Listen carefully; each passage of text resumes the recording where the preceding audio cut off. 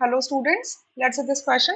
The question says match the column 1 with the column 2. Column 1 में redox process लिखे हुए हैं, column 2 में आपको n factor निकालना है for underlined species. जो भी species underline हो रही है उसके लिए निकालना है, ठीक है। तो मैं सबसे पहले शुरुआत करूंगी D रिएक्शन से। D रिएक्शन में आप क्या देख रहे हो, H3PO2 जो कि एक एसिड है, रिएक्ट कर रहा है NaOH के साथ में और आपको एक सॉल्ट दे रहा है NaH2PO2 प्लस H2O।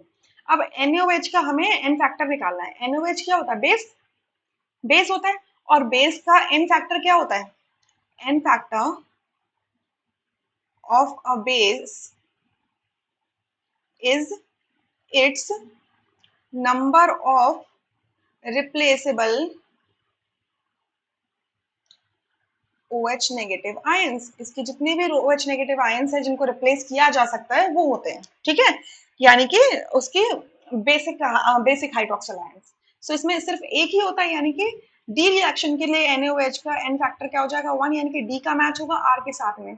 सो ऐसा कौन से ऑप्शन में दिख रहा है, थर्ड में। सो थर्ड ऑप्शन यहाँ पे करेक्ट होगा, rest option would be incorrect. अब हम बाकियों को जस्टिफाई कर लेते हैं, ठीक है। अब मैं एक एक करके रिएक्शन स्टार्ट करती हूँ, यहाँ से करना। ए रिएक्शन को देखो पहले, यहाँ पे AS2S3 gives you ASO3 negative and SO4 2 negative, ये दे रहा है हमें। सो यहाँ से आर्सेनिक की ऑक्सीडेशन स्टेट कितनी हो जाएगी, +3, और सल्फर की कितनी हो जाएगी, -2। यहाँ पर आर्सेनिक की हो जाएगी आपकी +5, और यहाँ पर सल्फर की होगी आपकी +6, ठीक है। यानी कि आपका एक ही सबस्ट्रेट के दो डिफरेंट एलिमेंट्स क्या कर रहे हैं, रिडॉक्स प्रोसेस शो कर रहे हैं, रिडॉक्स प्रोसेस शो कर रहे हैं, ठीक है। यानी कि एक एलिमेंट तो increase in the oxidation state show कर रहा है, और +3 से +5 जा रहा है, और दूसरा भी क्या कर रहा है, -2 से +6 जा रहा है, दूसरा भी क्या कर रहा है आपका रिडॉक्स प्रोसेस शो कर रहा है, ठीक है, increase in the oxidation state show कर रहा है। तो अब हमें क्या करना होता है, इसके अंदर हम देखते हैं टोटल इंक्रीमेंट कितना हुआ है। AS2S3 जब ये कन्वर्ट हो रहा है ASO3 नेगेटिव में, ठीक है, और SO4 2 नेगेटिव में।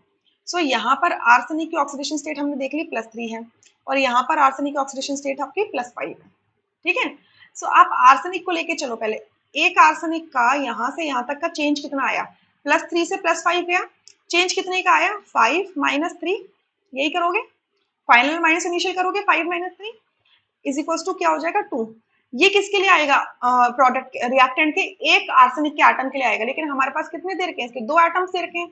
सो इसको क्या कर दोगे, मल्टीप्लाई 2 कर दोगे। सो चेंज, टोटल चेंज कितना आएगा, 4 का आएगा, clear. On the similar grounds अगर आप सल्फर का देखोगे तो आपका जो सल्फर है, सल्फर के केस में ये कहाँ है, -2 है, और यहाँ कितना पहुंच गया, +6 पहुंच गया। तो यहाँ पर चेंज कितना आया सल्फर के अंदर, 6 से -2 गया, ठीक है। तो चेंज आप ऐसे देखोगे ना, 6 - -2 करोगे तो कितना हो जाएगा, 8। यहाँ पर सल्फर कितने हैं, 3 है ना, तो 8 × 3 कर दोगे तो कितना हो जाएगा, 24। सो इस AS2S3 के जो सबस्ट्रेट है, इसके अंदर टोटल इंक्रीज कितना आया, total increase in oxidation state क्या आया आपका, 24 + 4 दैट इज 28। सो यही क्या होगा, इसका एन फैक्टर होगा, क्लियर। या तो आप इसको इस तरीके से कर लो, या फिर आप इसको ब्रेक करो ऑक्सीडेशन रिडॉक्स रिएक्शन में ऐसे करके, और फिर नंबर ऑफ इलेक्ट्रॉन्स को बैलेंस करने का वैसे भी कर सकते हो, but this method is the easiest method, ठीक है। सो यानी कि ए का मैच होगा आपका पी के साथ में, सही बात है, क्लियर। अब इसी तरीके से नेक्स्ट रिएक्शन पे पहुंचो, reaction B.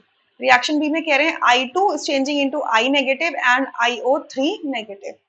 I2 is changing into I negative and IO3 negative.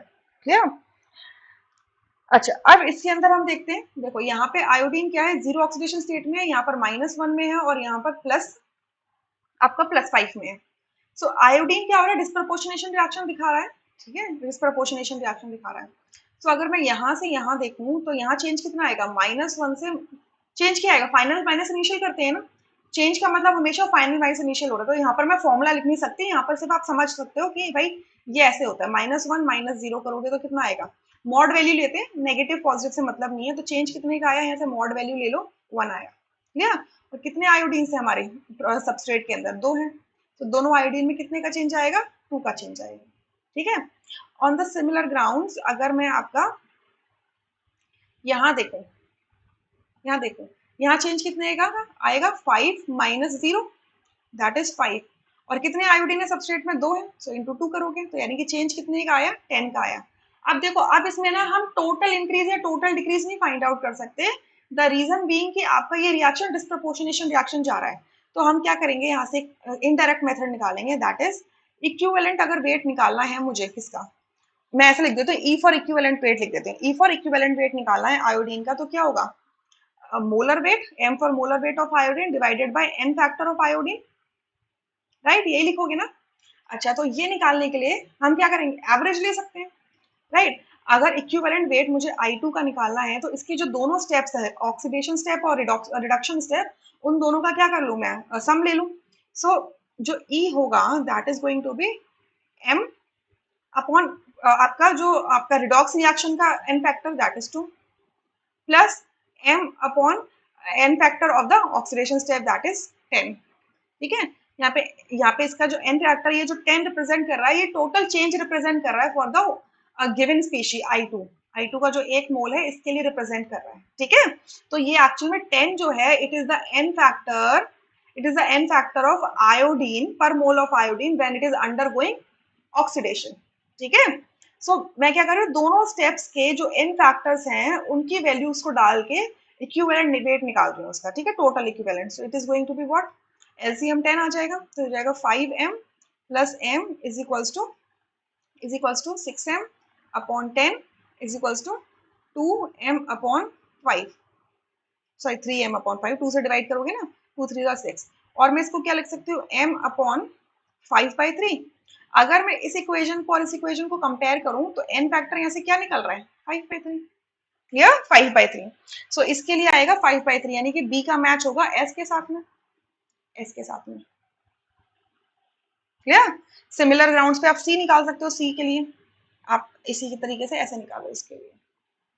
Reaction C reaction क्या है, H3PO2, H3PO2, it changes into PH3 plus 3H3PO3, right. और अंडरलाइन स्पीशीज क्या है, H3PO2 है, क्लियर। तो इसके अंदर मुझे पता है फॉस्फोरस की जो ऑक्सीडेशन स्टेट है वो क्या होगी, इसके अंदर आपकी +1 होगी। ठीक है, यहाँ पे फॉस्फोरस की बात हो रही है, फॉस्फोरस में ही वेरिएशन देखोगे ऑक्सीडेशन स्टेट में। PH3 में फॉस्फोरस की है -3 एंड H3PO3 के अंदर फॉस्फोरस की ऑक्सीडेशन स्टेट है आपकी +3।